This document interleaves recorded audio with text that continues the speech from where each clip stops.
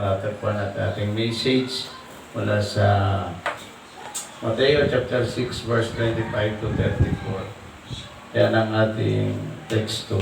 Ang ating teksto ay ating title ay The Children of God Are Priorities.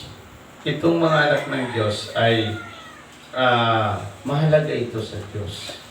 Itong mga anak ng Diyos ay prioridad ito ng Panginoon. Tingnan natin kung sino ba ang prioridad ng Diyos.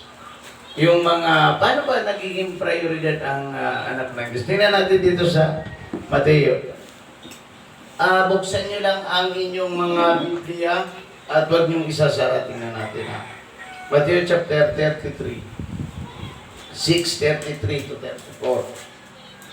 Huwag niyong isasara ang inyong mga Biblia. Mateo 6:33. But seek first His kingdom and His righteousness, and all these things will be given to you as will.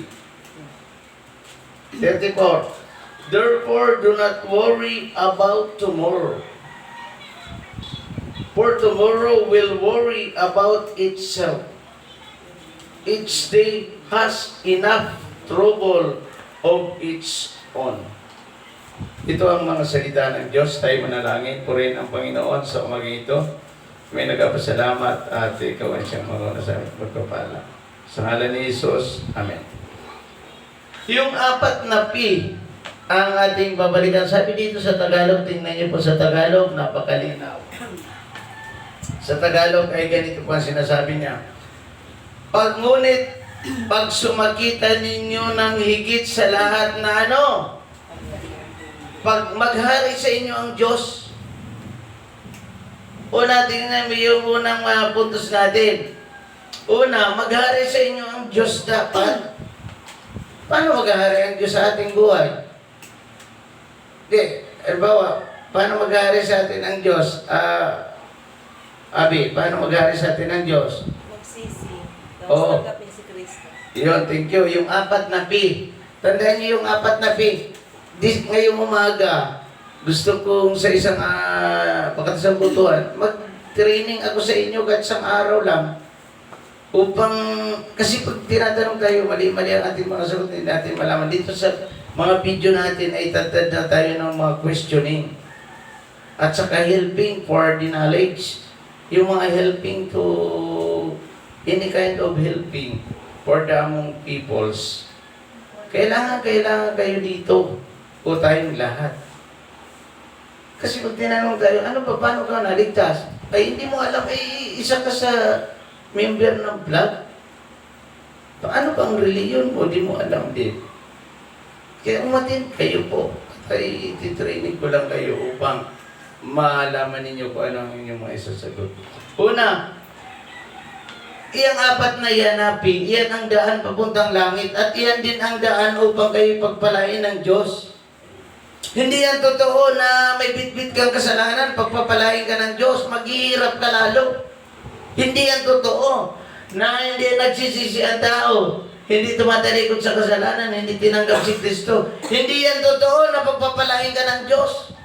Hindi yan totoo. Nasasabihin mo, ay, ako'y nagsisimba, ako'y nag-attend ng vlog, pero hindi naman nagbabago ang iyong buhay.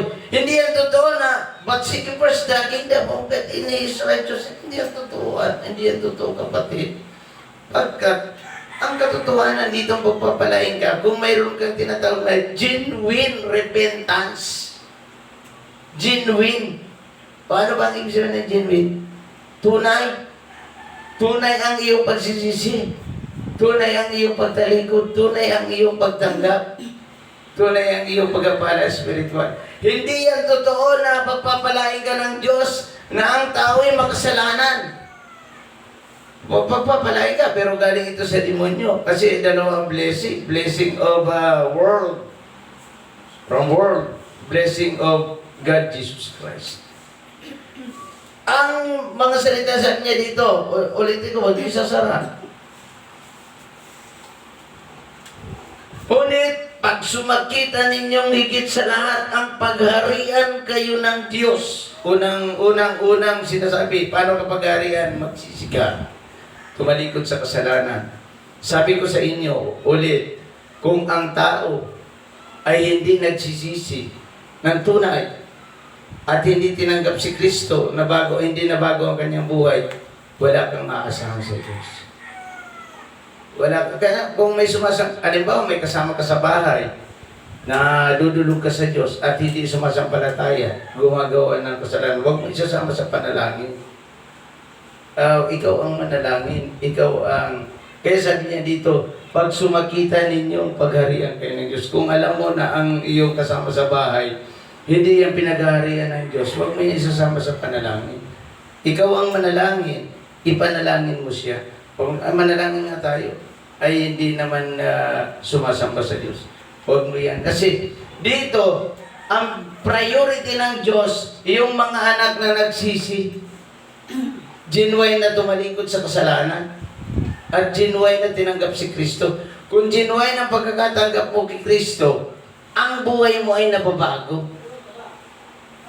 Nababago ang buhay mo. Kaya sabi niya dito, ngunit pag sumakita ninyong higit sa lahat na maghari sa inyo ang Diyos, yung higit sa lahat una na si Kristo ay nasa puso natin. Pangalawa, at namumuhay ayon sa kanyang kalooban, yung mga salita ng Diyos ay ipinamumuhay mo. Ang ibig sabihin nito, tumutungtong ka doon sa salita ng Diyos. Pangalawa, kung si Kristo ay nasa iyo, tinanggap mo bilang Panginoon at tagapagligtas. Pangalawa, tinutungtungan mo yung kanyang mga salita. Pinamumuhay mo ito. Yung tinatawag na stepping stone of the Word of God, yung tinutungtungan mo ang salita ng Diyos, doon ka naglalakad sa salita ng Panginoon. Hindi yung pagkarinig ng salita ng Diyos, isinasantabi ang salita ng Diyos, hindi ka pagpapalain ng Panginoon, maghihirap ka lalo. Kasi, ang tunay na pinagbabala ng Diyos, yung mga nagsuko ng buhay, yung mga nagtumutungtong sa salita ng Diyos, yung mga taong ang salita ng Diyos ay kanyang tinutungtungan. Tinutungtungan niya ito upang ito ay kanyang ipamuhay. Kaya sabi dito, mamuhay kayo ayon sa salita ng Diyos. Ito yung pangalawa na tinutungtungan ng mga tao, yung salita ng Panginoong Jesucristo. Bilang Panginoong Jesucristo, bilang Diyos, ay tinutungtungan niya ang kanyang mga salita. Ano ang ibig sabihin ng tinutungtungan? Doon siya bumabasi. Doon siya nagbabatay ng salita ng Diyos. Halimbawa, ako ay namumuhay ng salita ng Diyos, ay ako ay mamumuhay, maging sa pananalita ay tama. Ang iyong sinasabi. Sabi dito, kung si Kristo ay naghahari sa iyong puso, sa iyong buhay, tumutungtong ka sa salita ng Diyos at namumuhay ka sa salita ng Diyos. Pangatlo, and all these things shall be added unto you. Lahat ng bagay na hihingiin mo sa Diyos ay ikaw ang pagpapalain. Hindi mo ba alam na kung ikaw ay naghari sa iyo ang Diyos at namumuhay ka sa kasalanan, hahabulin ka ng biyaya? Hindi mo ba alam yun? Hahabulin ka ng biyaya kahit tatago na ako kung pumasok ka sa ilalim ng lupa. Paglabas mo, ayan ang biyaya.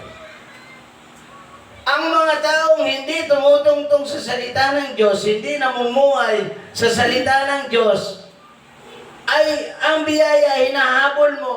Lumalayo ang biyaya ng Diyos. Tumatakbo ito.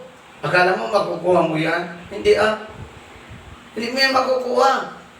Kaya nga sabi, but seek you first the kingdom of God in His righteousness. And all these things shall be added unto you.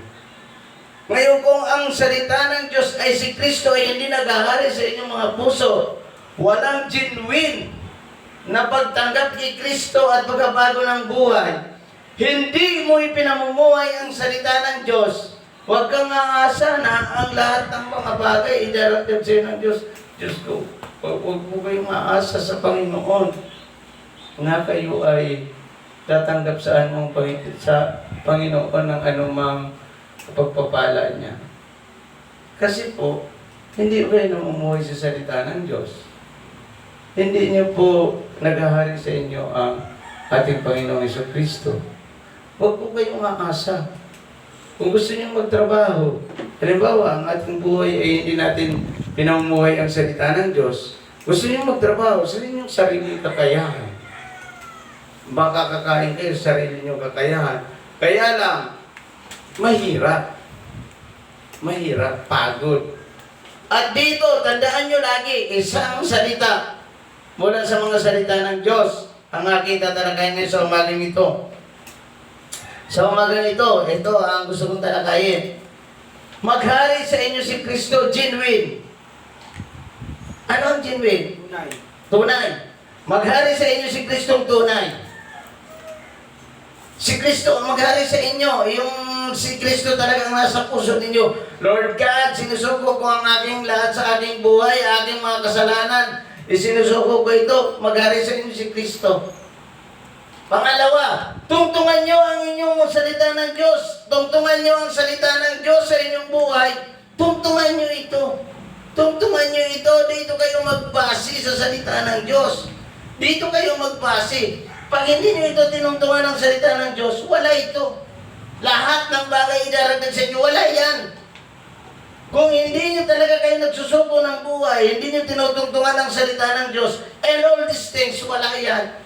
Wala yan. Kasi si Abraham, nung tumungtong siya, nagsisi siya, tumungtong siya sa salita ng Diyos, pinagsisihan niya ang salita ng Diyos, hinabol siya ng biyaya sa Genesis chapter 24 verse 1. Kahit siya ay matandang-matanda na, pinagpapala pa rin siya ng Diyos kasi naging kaibigan niya ang Diyos. Bakit? Tinanggap niya, nagari sa kanya ang ating Panginoong Jesucristo. Pangalawa, tumutungtong siya sa salita ng Diyos. Ano bang ibig sabihin ng tumutungtong sa salita ng Diyos?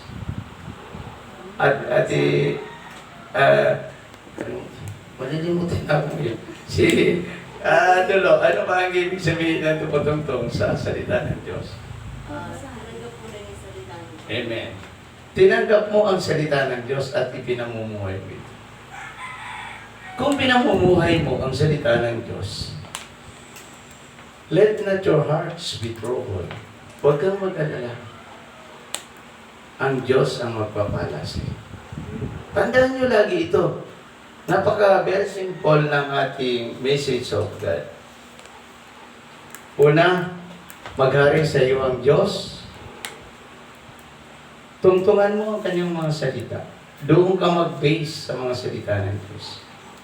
Ang lahat ng bagay ay darating sa iyo ng Diyos. Huwag kang mag-alala sa lahat ng mga problema ng tao. Ang Diyos. Tingnan mo ang sagot Napakaganda ng sagot niya dito.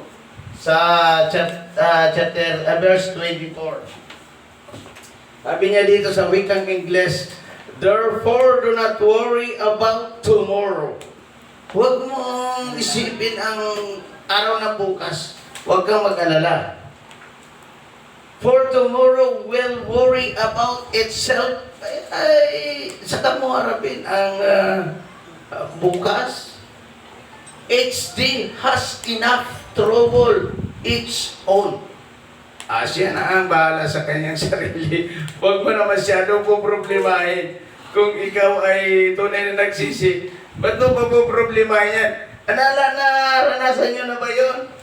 Na ang tao nga lagi nag-aalala sa kanyang sarili. Susubo pa lang ng pagkain, di pa nakakakain. Iniisip niya, bukas wala tayo. Wala tayo bukas, di ba? Ganyan ang araw sa probinsya. Kakain pa lang. Hindi pa nga nakakain. Alala mo na, naku, bukas wala tayo. Diba? Bukas wala. Ito, tatandaan nyo. Para habulin kayo nitong biyayang itong pagkapala, una, maghari sa inyo ang Diyos. Para makuha nyo itong blessing of God and all these things shall be added unto you. Una, pagharian kayo ng Diyos, genuine. Kung hindi pa ito nangyayari sa inyo, buksan ninyo ang inyong puso. Lord God, patawarin mo ko sa aking mga kasalanan. Pangalawa, Ipamuhay ninyo ang salita ng Diyos. Tungtungan nyo ito na tuwing kayo ilahakbang, ang salita ng Diyos ay dala-dala ninyo upang ito'y tungtungan. Pangatlo, makukuha ninyo yung pagpapala. Yung pagpapala, illustration natin. Makukuha ninyo itong mga blessing of God. Bakit trigo yan? Kasi nung araw, sa Israel, mga trigo. Sa atin kasi bigas, di ba? Palay. Mga trigo yan, mga mais, mga trigo, yan ang kanilang pagkain. Pero sa panahon ngayon, isa lang po ang sasabihin ko.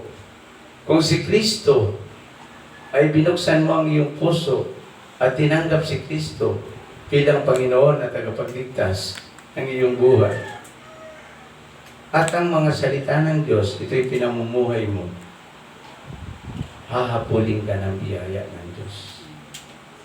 Hahapuling ka. Huwag ka nang magproblema. Kaya nga sabi, yung mga nagtitiwala sa Diyos, sabi niya, huwag mong alalahanin ang para sa araw ng bukas. Hayaan mo ang sarili niya ang mamroblema sa kanyang sarili. Tingnan mo nga ang mga ibon sa para, di sila nagtatanim, malikaya sila. Ang mga leryo sa parang, hindi sila naghahasik o nagtitipon sa banga. Malikaya sila. Ang mga damo, pinapalitan ng Diyos. Pero tayo, nakita mo tayo, na tayo ay mahalaga sa mga ibon, sa mga damo. Sub-sub tayo. Na para bang walang Diyos. Sub-sub sa trabaho. Walang Diyos. Walang nakikita ang Diyos. Walang nakikita ang Diyos. Huwag niyo pong gagawin yun. Kasi mayroon tayong Diyos sa makapangyarihan. Kung bubuksan mo ang iyong puso at tatanggapin si Kristo bilang Panginoon at tagapagligtas, tunay ang iyong pagsisisi at mamumuhay ka sa salita ng Diyos, hahabulin ka ng biyaya ng ating Panginoon. Purihin ang Diyos sa umagang ito. Naway kayo pagpalain.